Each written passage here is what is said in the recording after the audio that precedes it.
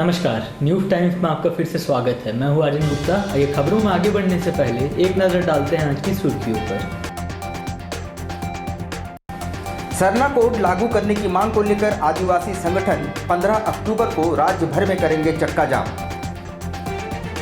7 माह बाद शहर में मंदिरों और धार्मिक स्थलों के खुले पट, लोगों में उत्साह।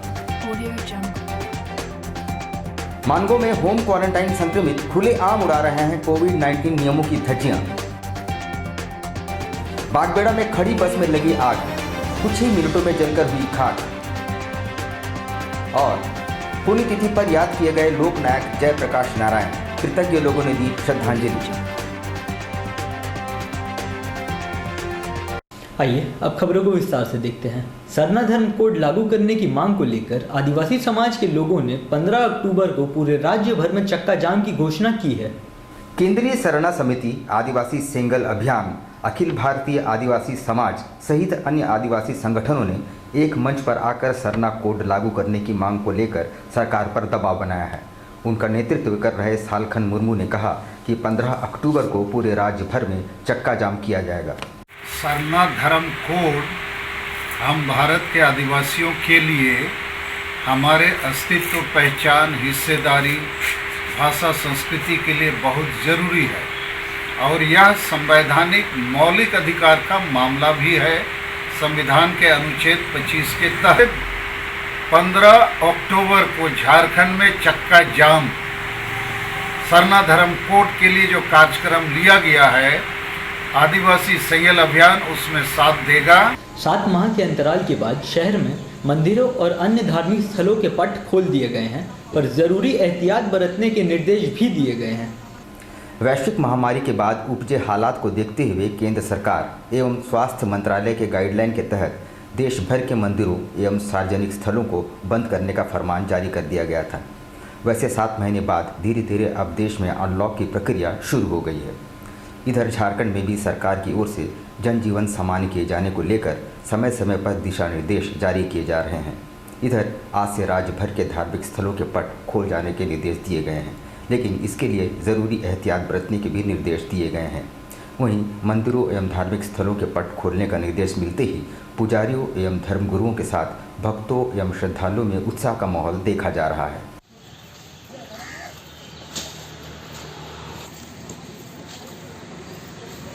गाड़ी 10 दिन पहले लिए थे और 7 महीने से मंदिर बंद थी, तो इंतज़ार कर रहे थे मंदिर खुलने का। आज मंदिर खुला है तो अपनी गाड़ी पूजा कराने आए हैं। खुल गया आप जैसे आज से जो मंदिर खुला और सरकार का जो आदेश दिया गया है गाइडलाइन, उसको हम लोग मानेंगे और सारे भक्तों को भी मानने का सुझाव देंगे, क्योंकि मानने से हम सारे जनता को, हमारे देश को ही भलाई होगा। मानगो में होम क्वारंटाइन संक्रमितों द्वारा कोविड-19 नियमों की खुलेआम धज्जियां उड़ाई जा रही हैं।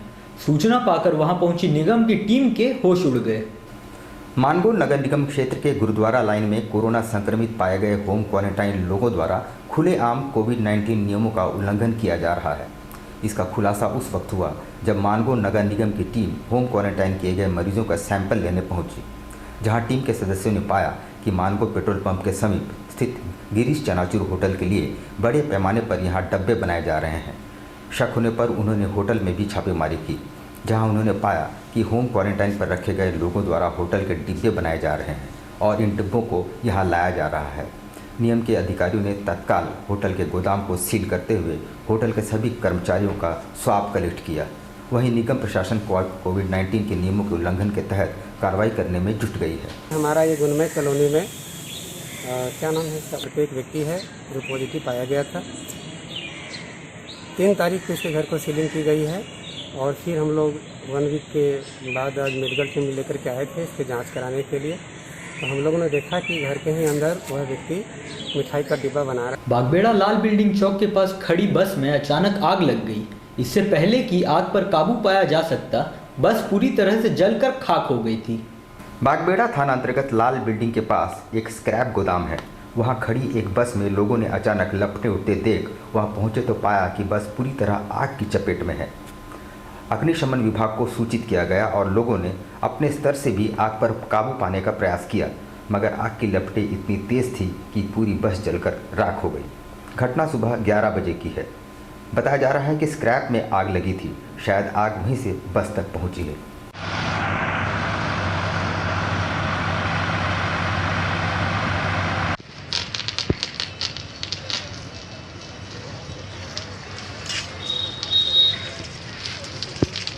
लोकनायक जयप्रकाश नारायण की पुण्यतिथि पर देश भर में कार्यक्रमों का आयोजन किया गया। इसी क्रम में शहर में भी कृतज्ञ लोगों ने उन्हें याद किया और उनकी प्रतिमा पर माल्यार्पण कर उन्हें श्रद्धांजलि दी। इस मौके पर देश भर में कई कार्यक्रम आयोजित किए गए। इधर जमशेदपुर में भी जयप्रकाश नारायण के अनुयायियों ने उनकी प्रतिमा पर फूल माला चढ़ाकर उन्हें नमन किया। जमशेदपुर के मानगो पुल पर लगे जेपी की प्रतिमा पर भाजपा और सरयू राय की पार्टी भाजपा के सदस्यों ने अपनी श्रद्धा सुमन अर्पित की। इस मौके पर भारतीय जनमोर्चा के संयोजक सह जमशेदपुर पूर्वी के विधायक सरयू राय ने जेपी को याद करते हुए उन्हें आधुनिक भारत का जनक बताया। लोकनायक जयप्रकाश जी को आज याद करने आए हैं। उनके पुण्यतिथि पर उन्हें श्रद्धा सुमन कर उनके बताए हुए मार्ग पर हम सभी चलने का शपथ ले रहे हैं। जो लोकनायक जी ने आपातकाल के समय एक आंदोलन छेड़ा था, उसे हम याद कर रहे हैं। शहर में कोरोना का प्रकोप कम होता जा रहा है। बुधवार को कुल 61 संक्रमित मिले, जबकि 2 संक्रमितों की मौत की सूचना है। कोरोना के कारण बुधवार को 2 लोगों की मौतें हुई। अभी तक जमशेदपुर के अस्पतालों में 414 पॉजिटिव की मौत हो चुकी है। बुधवार को पहली मौत कदमा निवासी 72 वर्षीय पुरुष की। उसे 9 सितंबर को सांस लेने की परेशानी समेत विभिन्न बीमारी के कारण टीएमएच में भर्ती कराया गया था। दूसरी मौत गम्हरिया निवासी 74 वर्षीय पुरुष की हुई है।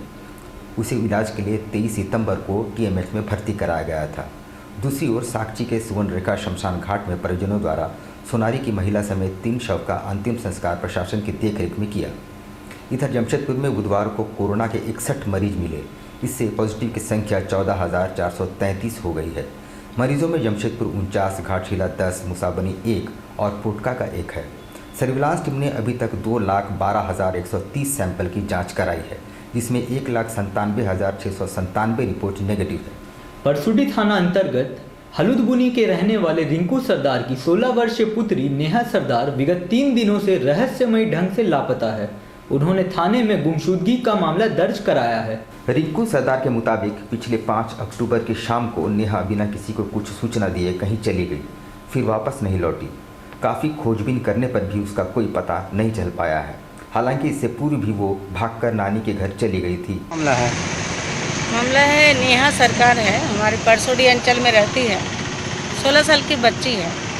घर से निकली थी, वो उसकी मम्मी कचरा फेंकने के लिए घर से निकली और कचरा फेंकी। उसके बाद से उसकी मम्मी वेट कर उसको घर में आएगी, तो वो करीब हमको लगता 3 दिन हो गया है।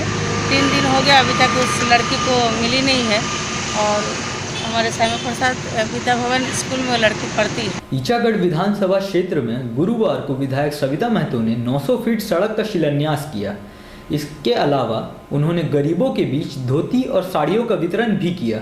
ईचागढ़ विधानसभा क्षेत्र के अंतर्गत चांडिल प्रखंड के बोरबिंदा व खूचीडी में 900 फीट का सड़क का शिलान्यास विधिवत रूप से नारियल फोड़कर व फीता काटकर शुभारंभ किया। इस मौके पर ईचागढ़ लोकप्रिय विधायक श्रीमती सविता महतो जी ने बोराबिंदा गांव में सड़क उद्घाटन के पश्चात गरीब महिला पुरुषों असहायों के बीच धोती साड़ी का भी वितरण किया।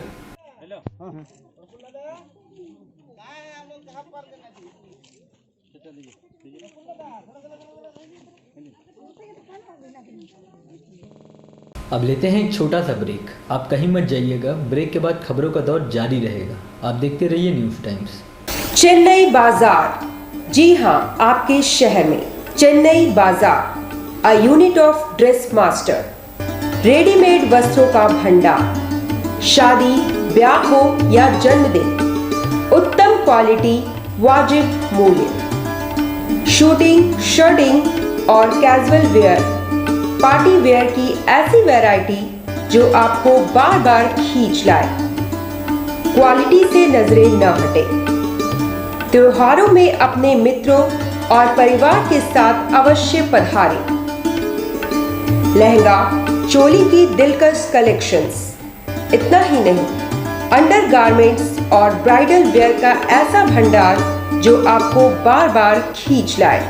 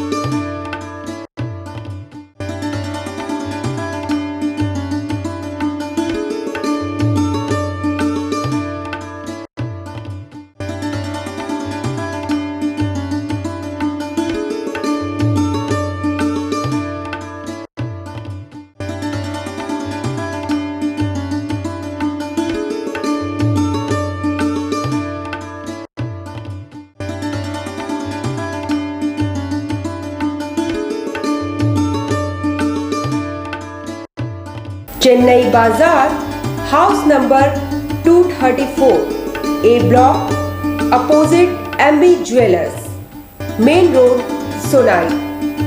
Contact 933-461-7289, 930-4249-768.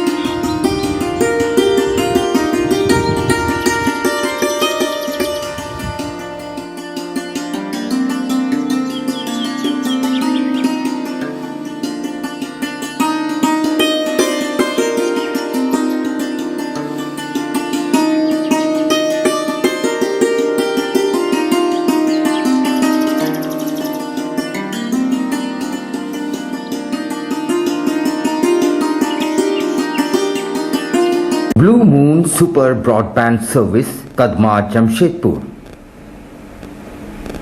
The best home broadband experience. Contact 9386054900 916297455.